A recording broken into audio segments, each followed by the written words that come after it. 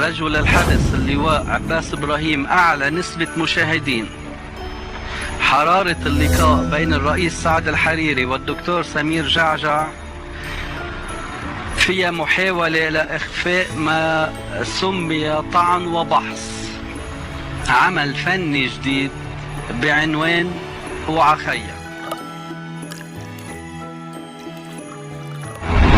الراغب بمعرفة المعنى الحقيقي لكلمة انفصام مطلوب منه يراقب تصرفات بعض الوزراء والنواب بالمرحلة المقبلة.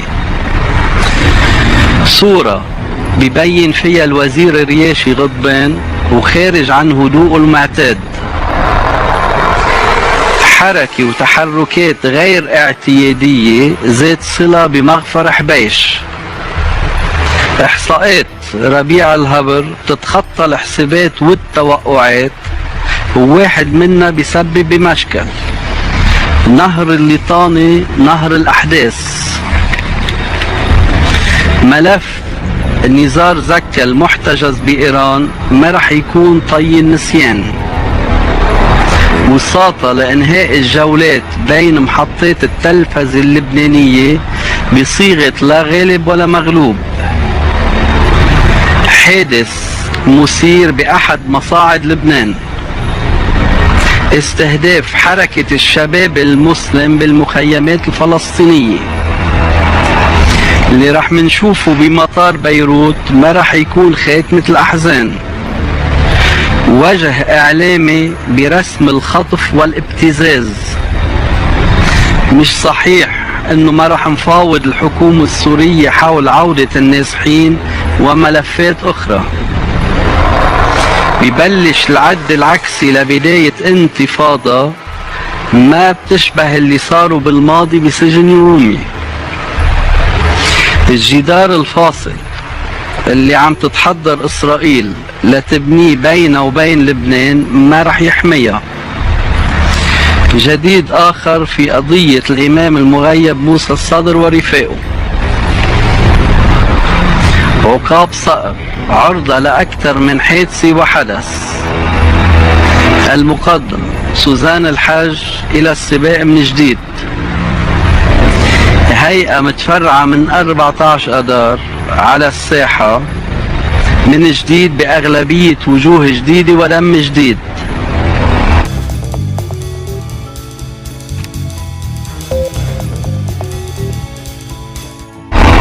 موجة استنكار محورها شارل جبور. الحزب السوري القومي الاجتماعي بيدخل مرحلة الانتقام.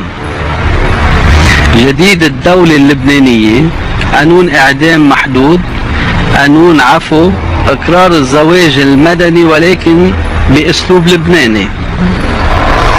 ابعد من وزارة الاشغال رح نقرأ اسم الوزير فينيانوس. تشكيل جبهة هدفها خرق تركيبة العهد بلبنان. النائب النفس شعار عمره قصير. شهرة أرمنية جديدة بعالم الرياضة. زمن التفاح اللبناني جاي. تلفزيون لبنان من الهامش لقلب الحدث. المحكمة الدولية بتقول كلمتها بلبنان والاتهام لن يمر. مواكبة علنية بترافق السيدة فيروز. جميل السيد عود على بدء. بتعلي ديما صادق الموجة وما بتهمها وما بتهتم للحسابات اللي بعدها. ظهورات سماوية بكثافة. لفتة من القديسين بلبنان نحو الشعب والأرض. حشود مش أفراد بمحيط ضريح الرئيس رفيق الحريري. بعد أكثر من 60 سنة على وجودهم بلبنان، السلاح الفلسطيني بالضوء. كلودين ميشيل عون توصل لعدد من الألقاب والمراكز، والإشارات الحمراء ما رح تخوفها. لون الأورانج رح يصير كتير من الحسابات والحساسيات الكتيرة، ورح يحسوا الناس انه مقيدين فيه، بيخلق مشكلة وبلبلة.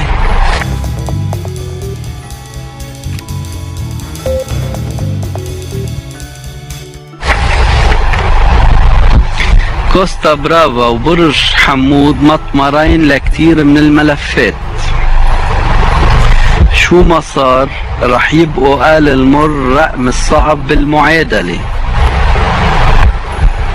المجلس الدستوري بيدفع ثمن بعد قراراته. الرابية بعدها مستهدفة. تستعين إحدى الدول بخبرة رياض سلامة، وهالمرة الناس هن اللي رح يطمنوا عن الحاكم. الدهشة تغمر محيط أحد أبراج بيروت. الرئيس سعد الحريري بيقدم من جديد أوراق اعتماده للسعودية.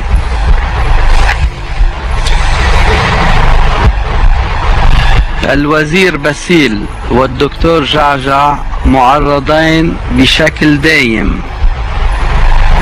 القضاء بيعلن الحداد إثر اعتداء مدبر وإثر حادث. بحثة الرئيس حريري ما رح تفتتها الأيام. وجه اللواء عثمان بيستفز بعض الخلايا والأعداء والرجل بالمرصاد. رئيس بلدية كسروان الفتوح جوان حباش بدايرة الاهتمام الصحي والانتخابي. بهالمحطة كمان رح يكون تأثير جورج وصوف كبير على جمهوره.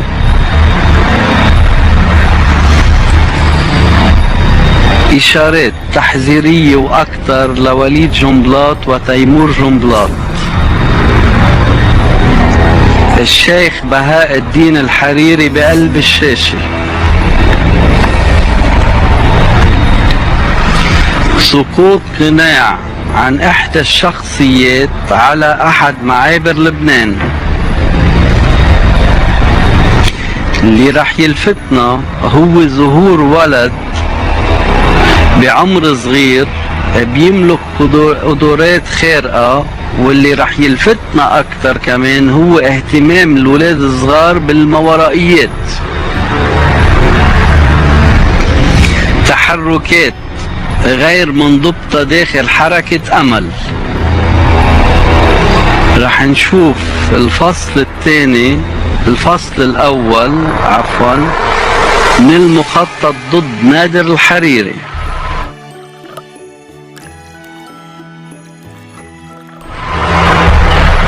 سلاح حربي بيصيب احدى الطائرات. محاولة لردع جوزيف ابو فاضل.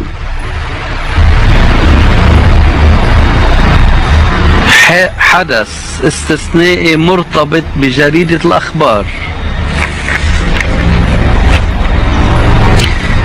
ما كبرت ما رح تصغر بين عادل كرم وهشام حداد وجمهورهم، والقصة رح تتخطى حدود. هيدا حكي ولهون وبس. بنهاية المباراة القضائية ضربة جزاء لمارسيل غانم. امبارح واليوم وبكرة هدف الأهداف راس الجمهورية. معلومة لرجال الأمن عن متفجرات ما بتقل قوة عن اللي استعملت لتفجير موكب الرئيس رفيق الحريري.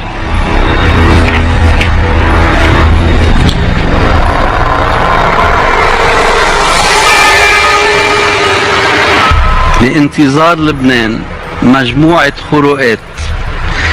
خرق رقم 1 انفجار اغتيال. خرق رقم 2 كشف محاولة ونجاة.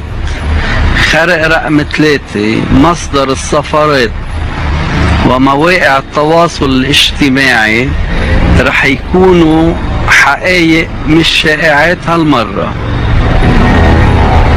الانتخابات مسلسل تغييرات وتعديلات ذو صلة بالانتخابات النيابية.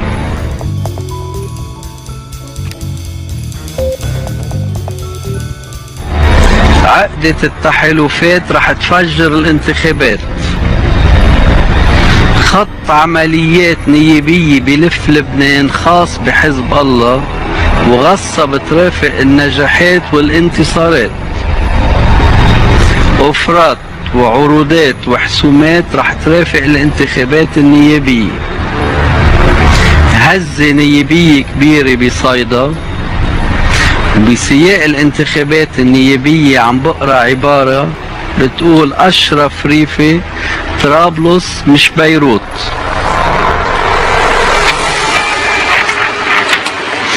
الرئيس عون ما رح يبيع أرض الوطن بالتوطين ولو بمقابل محو مليارات الدين العام. مصالحات معربية خارج معراب.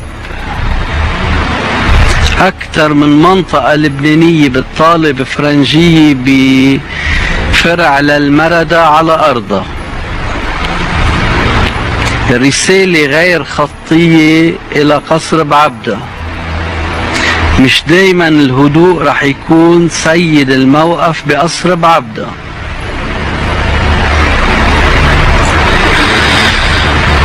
دخان غير أبيض من مدخنة بكركي. الخطة مشبوهة لعبور عتبة بكركي. أمر بطريركي بهز البلد. عجقة غير اعتيادية بساحات بكركي وبأجواءها. شحوب بأفق الكاردينال الراعي. كلام ومواقف من نوع آخر للبابا فرانسيس حول زيارته للبنان والمنطقة.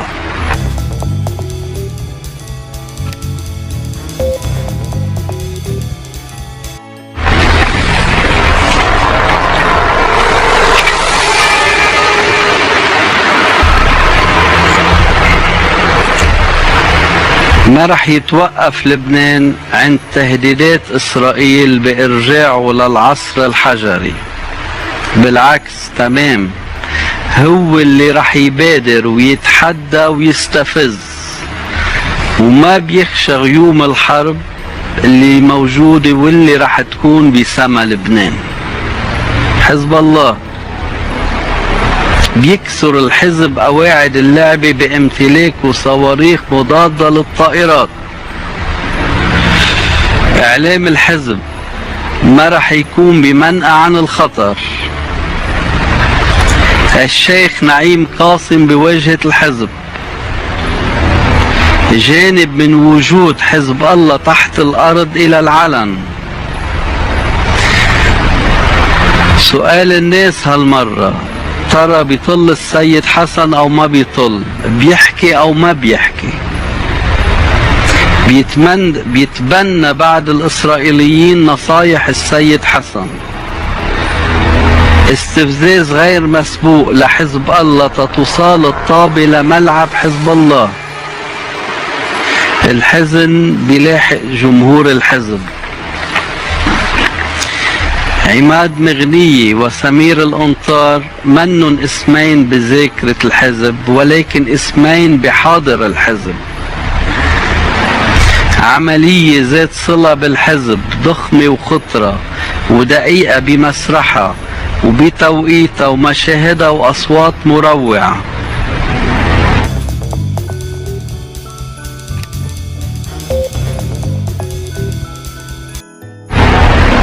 القضاء على داعش والنصرة بلبنان ما قضي على خطر استهداف شخصيات ومناطق شيعية بلبنان.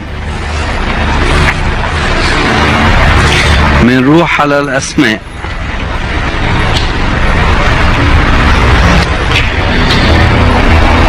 رح يصر الرئيس ميشيل عون عم مصارحة شعبه بكل التفاصيل المرتبطة بحياته وخصوصا بما يتعلق بأوضاعه الصحية بما فيها أطباء ومستشفيات. يخشى الرئيس بري أشياء كتيرة بتعود لذهنه صور الحرب الأهلية، وما بده يرجع يسمع ببيروت الشرقية والغربية.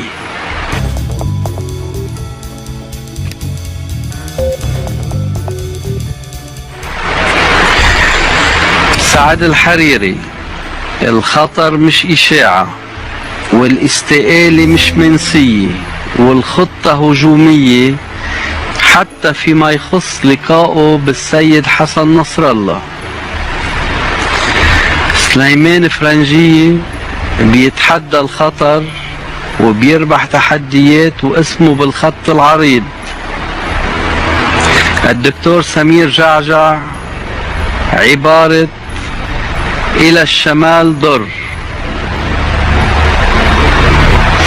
طلعت جنبلاط قاسي والعهد مش عهده، ورح يستوعب كل المفاجآت.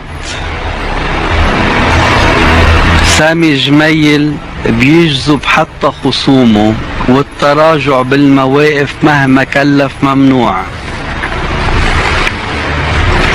اتصال بتليفون جبران باسيل بغير كتير من المعادلة، وفجأة بنسمع الناس عم بيسألوا وين جبران. قائد الجيش العماد جوزيف عون: بيتكلف بمهام غير عسكرية إلى جانب مهامه، بيعزز أمنه الشخصي لأنه بعين العاصفة هو فريق بالقيادة. منشوفه بغرفة العمليات عم بيتابع أحداث كتيرة. أشرف ريفي: على الساحة من جديد، وطوارئ بتدخلوا الطوارئ. وآخر شي عنا وئام وهاب: بيحصد اللي زرعه رغم كل المحاولات للحد من قدراته. تعودت أول كتاب افتحه هو كتاب لبنان، اللي بين كل سطر وسطر في سطر مخبى للمرحلة المقبلة على لبنان. شايف أمل عم يولد من عمق اليأس تيخلينا نشوف الكبار والصغار ناطرين الفرص والمناسبات والأعياد والويك اندات تيعبروا أكتر عن حبهم للحياة، وتيخلينا نشوف المغتربين والسواح مش مصدقين يوصلوا على لبنان تيعيشوا سر المغامرة السياحية، هن مستعدين لكل الاحتمالات حتى الأمنية منا ببلد التناقضات النادرة والغريبة.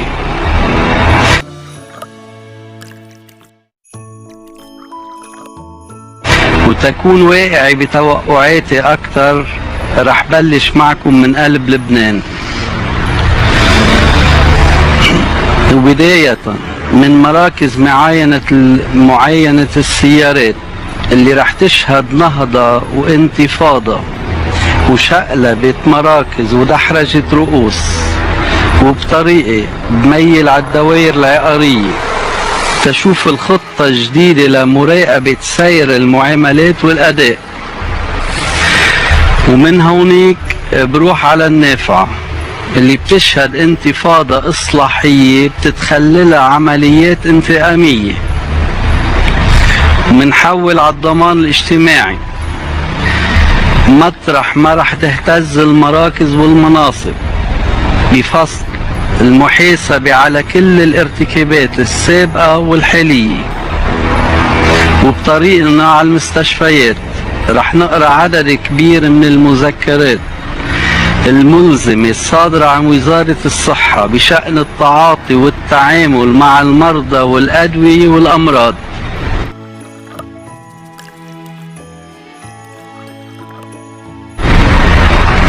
منكفي على السجون لنشوف فيها بداية تغيير جذري بأوضاع المباني والمساجين.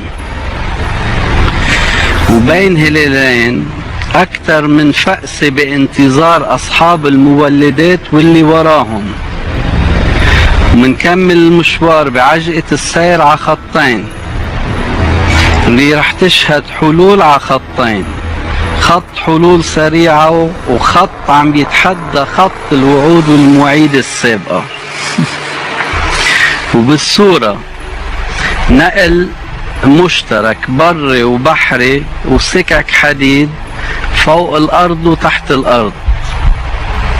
وبالجولة على المرافق والمطارات والمطار والحدود والمعابر رح نلاحظ بحزم الأجهزة الأمنية، حزم قوي خلال عمليات الدهم والتوقيفات الواسعة اللي بتطال كمان روس كبيرة وأصحاب مناصب ورتب عالية.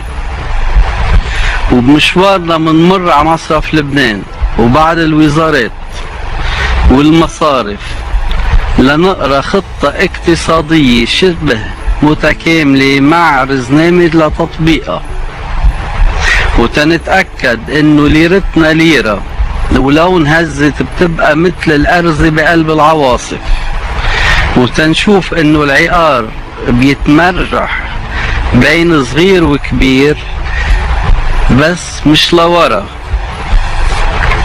اما ملفات التربية والكهرباء والنفايات ما رح تبقى مثل الحكايات اللي كنا نبلشها لأولادنا بكان يا مكان، وما رح تبقى حبر على ورق وملفات، إنما رح تبلش تتحول حقائق ملموسة ولو بعد أعاصير. وشو ما صار رح نضل نقول هيدا لبنان، هيدا بلدنا، طيوره رح تكتر وأشجاره رح تعلى، وعقوبة الاعتداء على البيئة رح توازي عقوبة الاعتداء على الإنسان وأكثر. لبنان رح يكون بلد الانتظارات لهالمرحلة. هودي كانوا